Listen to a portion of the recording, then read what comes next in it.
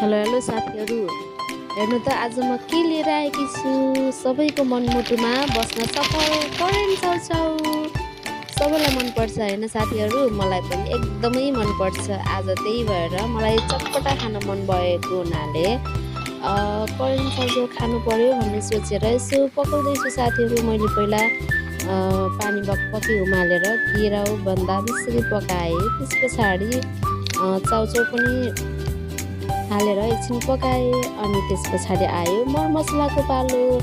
मरमसला पनि हालेर मजाले मिक्स गरिरहेको छु साथीहरू है। मजाले मिक्स गरिसके पछाडि खानालाई रेडी भयो साथीहरू। हेर्नु त कति राम्रो देखिएको छ। भिडियो क्वालिटी राम्रो नदेखिए पनि साथीहरू सबैजनाले माया गरिदिनु होला है।